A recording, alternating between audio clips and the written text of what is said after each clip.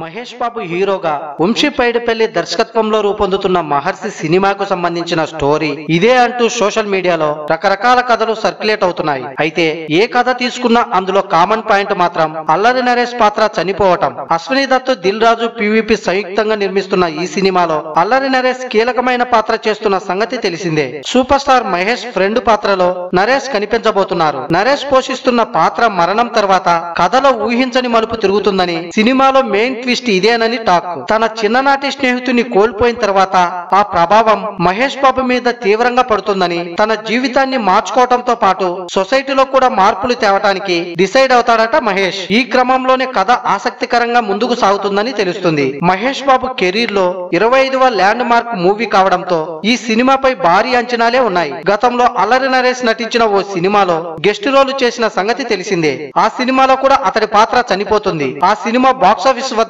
మంచి విజయం సాధించిన నేపథ్యంలో సెంటిమెంట్ ప్రకారం ఈ సినిమాలో కూడా అల్లరి నరేష్ పాత్రను చంపేస్తారనే ప్రచారం ఉంది. మహర్షిలో Mahesh Babu organic farming, micro agriculture చేస్తుంటాడని, సినిమా ప్రారంభంలో బిజినెస్ మ్యాన్ పాత్రలో కనిపిస్తారని, అమెరికా వెళ్లి ధనవంతుడై పారిశ్రామికవేత్తగా ఎదుగుతాడని, ఇండియా తిరిగి వచ్చి కొత్త పద్ధతులతో వ్యవసాయం చేయడంపై దృష్టి పెడతారని టాక్. మహర్షి కథను దర్శకుడు వంశీ పైడిపల్లి దాదాపు 2 ఏళ్ల క్రితమే అతడు ఈ కథను సిద్ధం చేయగా, సూపర్ స్టార్ బిజీగా ఉండడంతో ఆయన డేట్స్ కోసం ఇతర సినిమాలేవి చేయకుండా వెయిట్ చేసి 2018లో ఈ సినిమా మొదలు పెట్టారు. పూజా హెగ్డే హీరోయిన్ గా చేస్తుండగా జగపతి బాబు, సాయి కుమార్, ప్రకాష్ రాజ్, జయసుధ ముఖ్య పాత్రలు పోషిస్తున్నారు.